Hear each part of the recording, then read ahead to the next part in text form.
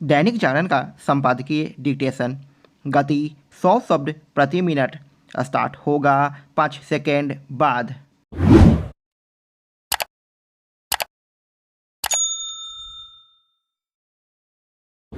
Start.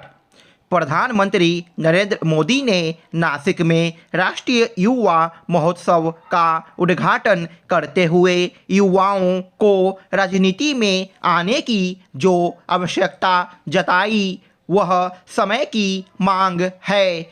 यह मांग इसलिए पूरी होनी चाहिए क्योंकि राजनीति देश को दिशा देने और बदलाव लाने का सबसे प्रभावी माध्यम है। युवा जब राजनीति में आते हैं तो वे एक नई ऊर्जा के साथ नया सोच भी लाते हैं। इस संदर्भ में प्रधानमंत्री ने यह सही कहा कि लोकतंत्र में युवाओं की भागीदारी जितनी अधिक होगी राष्ट्र का भविष्य उतना ही बेहतर होगा। निसंदेह उन्हीं युवाओं को राजनीति में आना चाहिए जो समाज एवं देश के लिए कुछ करने की ललक रखते हैं। ऐसे युवाओं को यह समझना होगा कि राजनीति परिश्रम और लगन के साथ धैर्य की मांग करती है। राजनीति में रातों रात सफल नहीं हुआ जा सकता।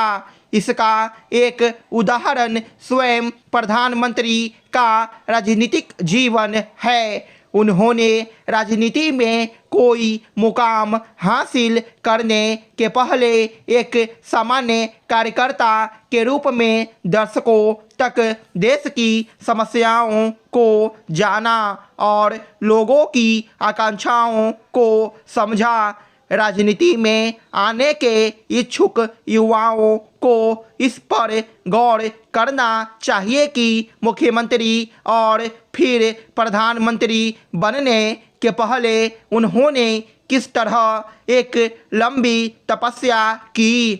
इस तप के चलते ही वह आज देश के साथ साथ दुनिया में भी अपनी छाप छोड़ने में समर्थ हैं।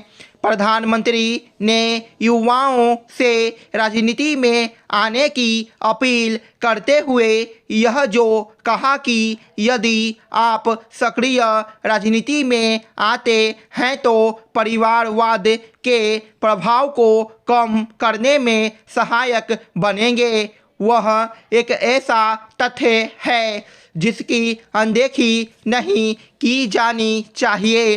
वास्तव में परिवारवाद ने युवाओं के राजनीति में आने का मार्ग अवरुद्ध कर रखा है।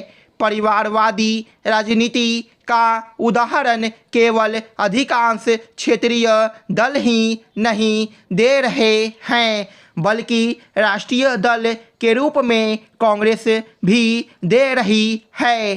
परिवारवादी दल युवाओं के लिए प्रेरणा का स्रोत नहीं बन सकते क्योंकि ऐसे दलों में शीर्ष पद परिवार के लोगों के लिए ही आरक्षित होते हैं।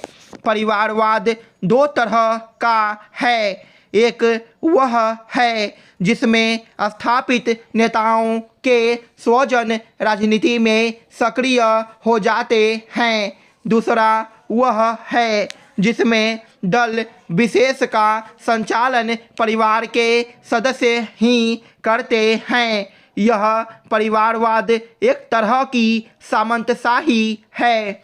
आज देश में कई दल ऐसे हैं जिनकी कमान परिवार विशेष की दूसरी पीढ़ी के पास है और तीसरी पीढ़ी उनका स्थान लेने को तैयार है। विडंबना यह है कि ऐसे दल भी लोकतांत्रिक मूल्यों और मर्यादाओं की दुहाई देते हैं। जो युवा राजनीति में सक्रिय नहीं होना चाहते अथवा राजनीति उनके मिजाज में नहीं, उनके पास भी अपने वोट की ताकत से परिवारवाद की राजनीति और अन्य राजनीतिक कुप्रथाओं को हतोत्साहित करने का अवसर होता है।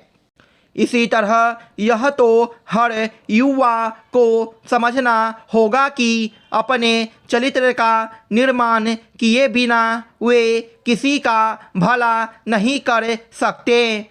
यह रहस्य है कि राजधानी में सड़क जाम से निपटने के कड़े उपायों का दावा जितना जोर शोर से किया जाता है, जाम की समस्या उतनी ही जटिल हो जाती है। हालत यह है कि शहर में वाहनों की सवारी सजा जैसी लगने लगी है। वाहन की बात तो दूर, कई इलाके में पैदल चलना भी दूभर है।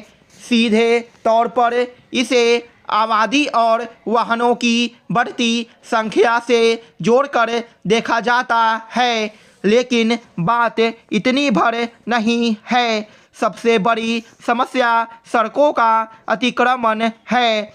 मुख्य सड़कें के किनारे पर स्थित व्यावसायिक प्रतिष्ठान फुटपाथ को अपना मानकर उसका उपयोग करते हैं, फिर सामने ही ग्राहक की गाड़ी खड़ी हो जाती है। संकीर्ण या कम चौड़ी सड़कों के अतिक्रमण की भी यही प्रक्रिया है। सच यह है कि यह नियोजित अतिक्रमण है।